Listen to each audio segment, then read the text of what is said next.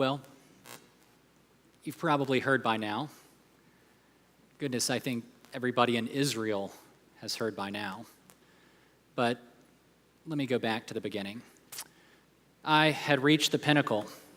I was king in Israel. I had the widespread support of all the tribes. I had God's favor, and the kingdom was growing stronger day by day. And then one day, about 2 years ago, I put all of it in jeopardy. It was springtime, and it was the normal time of year when kings would lead their armies out into battle. But on this particular year, I decided that I would send the army out by themselves and I would stay home. That was my first mistake, because it left me open to temptation, and temptation is exactly what came. One night, the day was moving from afternoon to evening, when Jerusalem is just beautiful because of the golden glow that bathes over the city.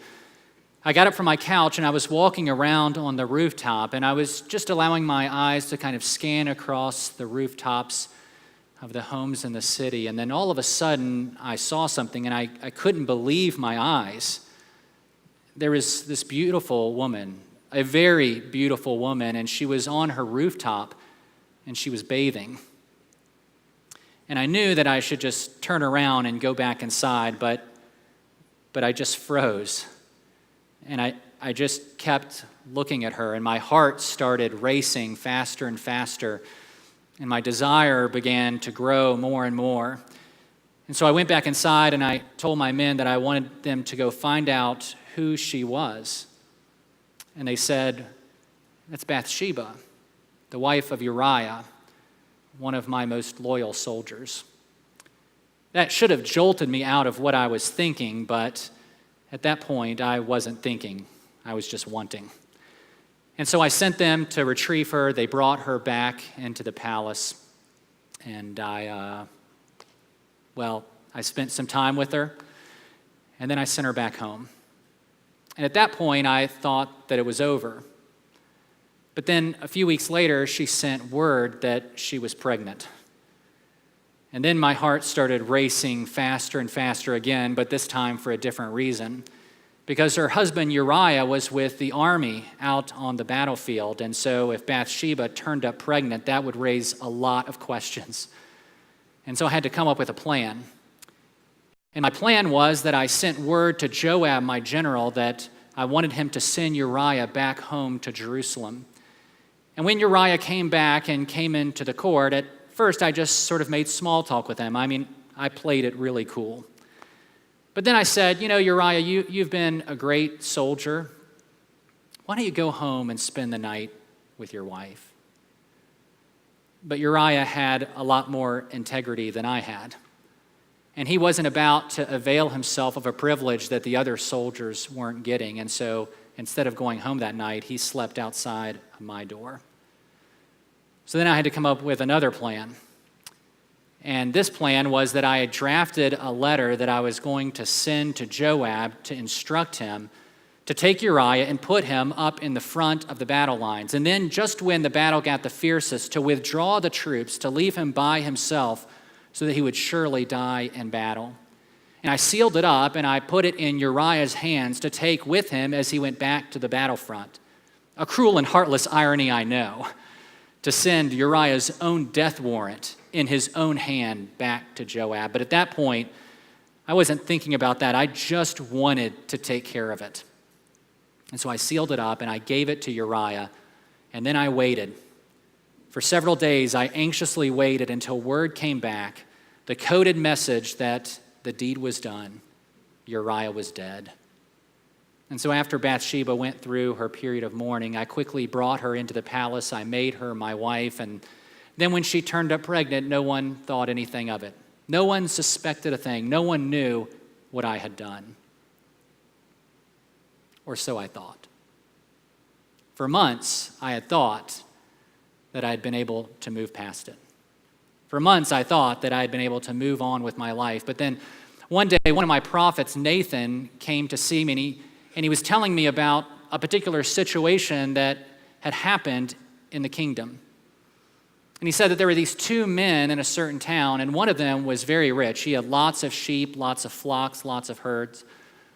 The other one was very poor. In fact, he only had one little ewe lamb, and this little lamb he had bought when the lamb was young, and he had spent time caring for it and nourishing it and raising it, and this lamb was like a part of his family. He loved this lamb. His children loved this lamb. It would come up and it would eat morsels from their table, and it would drink from their cup, and it would lie in their arms, and everyone loved this lamb.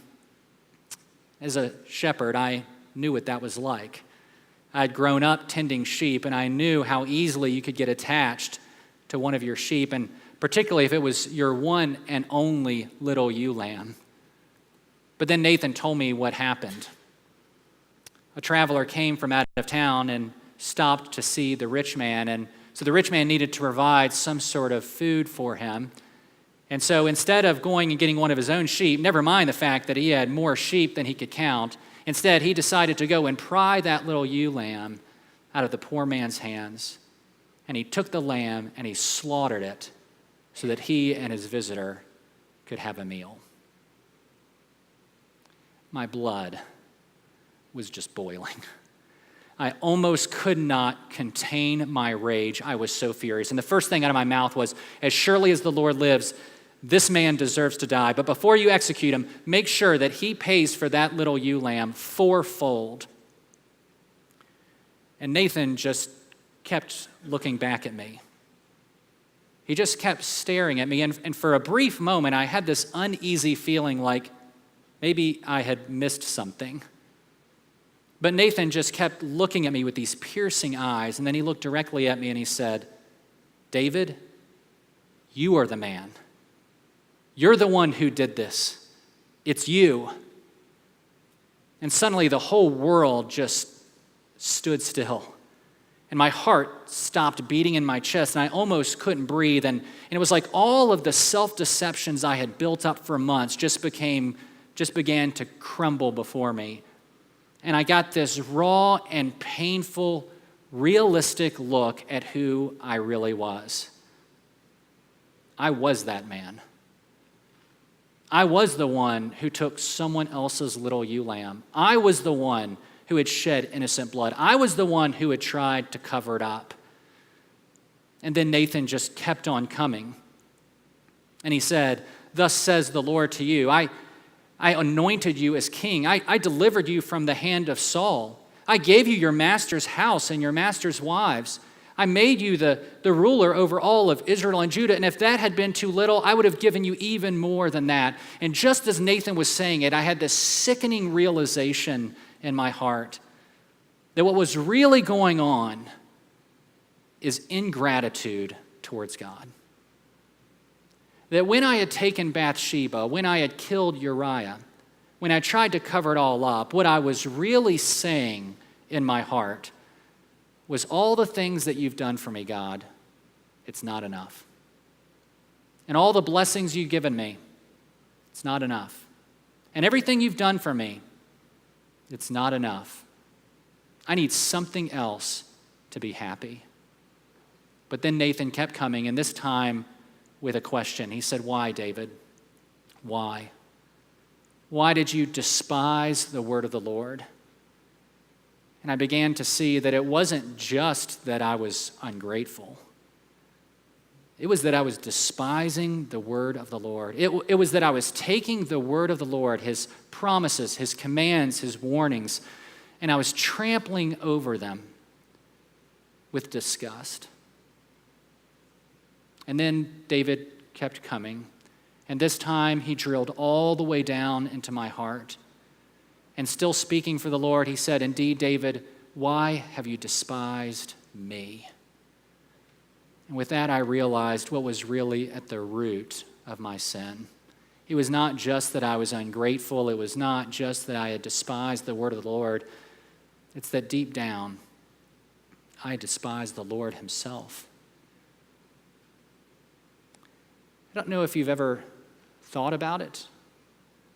I don't know that I had ever really thought about it, at least not in that way. But our sin is never just a mistake. We like to talk about it that way because it makes us feel better about it, because it makes us feel better about ourselves, but it's never just a mistake. It's never just an error in judgment. It's never just a personal weakness. It's never just imperfection, as if no one's perfect. No, our sin is an ingratitude towards all that God has done for us. And in fact, it's more than that. It's despising the word of the Lord. Indeed, despising the Lord himself. And so we decide for ourselves that he is not enough. And so we go looking for happiness some other place. And my guess is that if you look at your own heart, take any sin in your life. It doesn't have to be Bathsheba in a bathtub. Take any sin in your life, and if you diagnostically break it down, you will find the same thing that I found, that at its root, it is an ingratitude towards God. It is despising his word. Indeed, it is despising God himself. And that's when I began to really be convicted and horrified at what I had done. And then it just got amplified as I began to hear about the effects that my sin was going to have. Nathan told me, he said, just as you have put the sword to Uriah, so now the sword is going to come in your house and it's not going to depart. And just as you took the wife of someone close to you, so now someone close to you is going to take your wife. And just as you did all of this in secret, just as you tried to keep it hidden, just as you tried to cover it up, so now all of this is going to be done in broad daylight in front of everybody.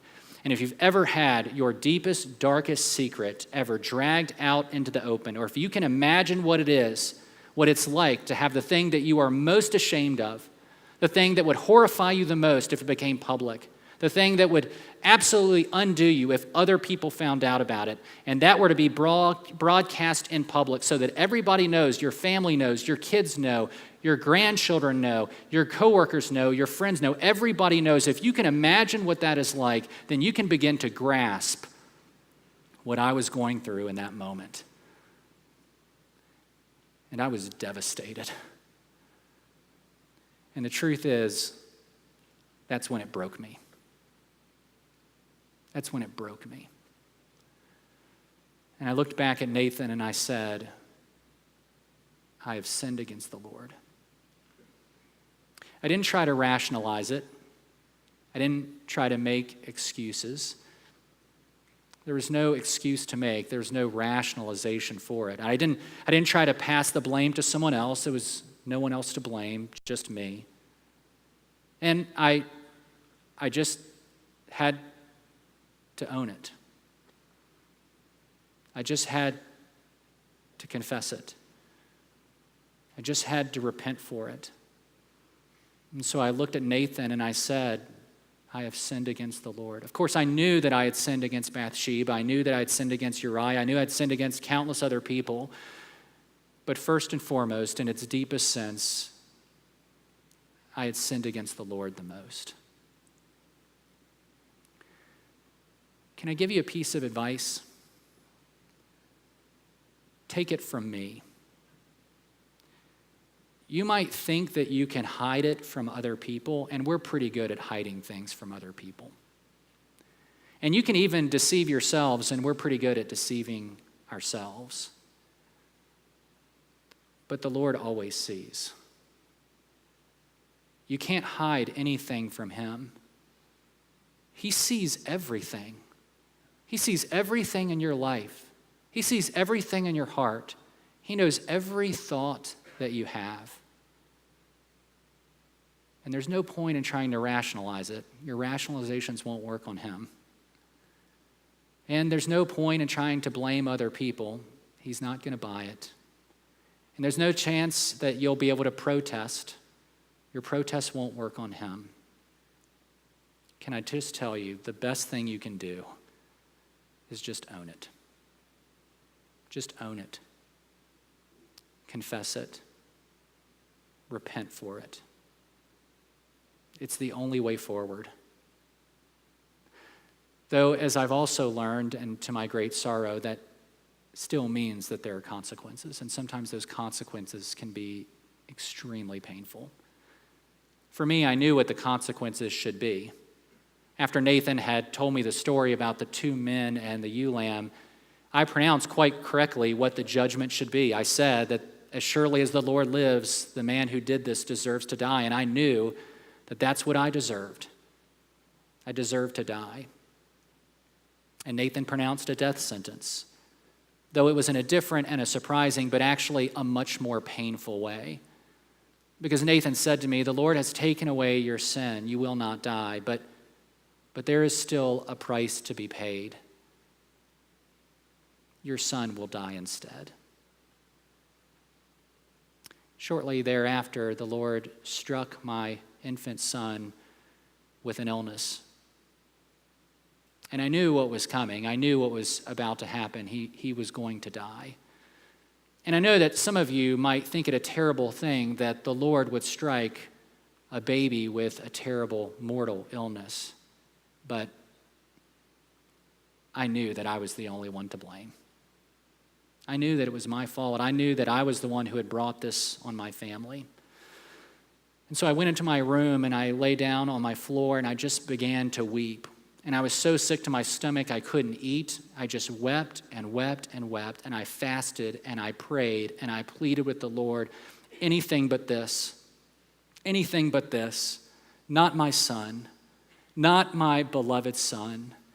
It's my fault. It's my sin. He should not have to die for what I have done. He should not have to pay the price for my sin.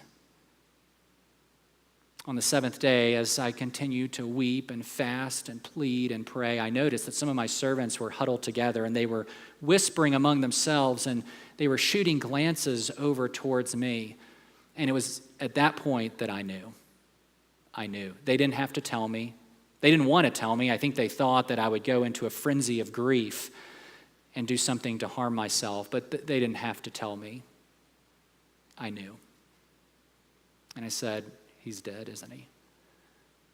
And they said, yeah. So I picked myself up off of the floor and I walked past them without saying a word. And I went and I washed myself and I put some lotion on and I changed my clothes and then I went to the house of the Lord and I worshiped.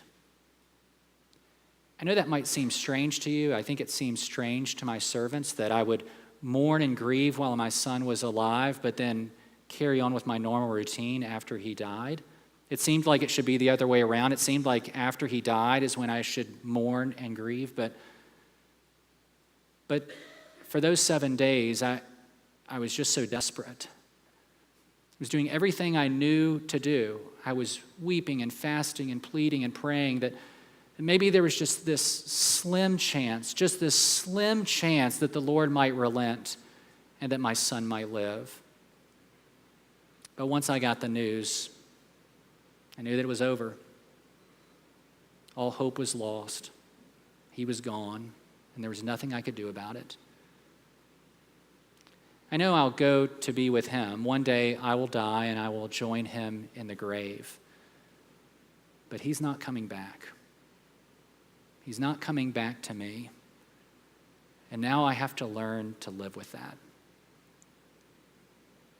Some of you know what that sorrow is like, but for those of you who don't, let me just tell you that there is no sorrow like the sorrow of enduring the consequences of your sin. And there is no sorrow like the sorrow of seeing how your sin hurts the people closest to you. To see what it does to the people you love. To see how it damages those you most care about, your family, your children. And sometimes I think it's just too much to bear. Sometimes I think about my son, my beloved son, that he died because of what I did, that he paid the price for my sin. And sometimes it's too much to bear. Sometimes I think I just can't take it anymore, and I just want to go ahead and die. I just want it to be over with, and I want to go and join him there in the grave, my bone with his bones. Oh, but there is one more thing. Just the other day, the most fascinating thing happened. My wife gave birth to another son. And this time, the Lord himself was the one who gave him a name. And he named him Jedediah as a lasting sign of the Lord's love and favor. And it's gotten me thinking, what if there is still grace, even for a sinner like me? What if it comes through the gift of another son? What if it comes through a son who would willingly die because of what we have done, who would pay the price for our sin, so that the Lord might look at us and say, the Lord has taken away your sin, so that we might receive grace, so that we might have the hope that even as we sorrow over our sin and over the consequences of our sin, that one day when we die, we really will go to be with him. And that will be a good thing. What if his death is not the source of our sorrow, but the source of our salvation? That would be something. That would make all the difference.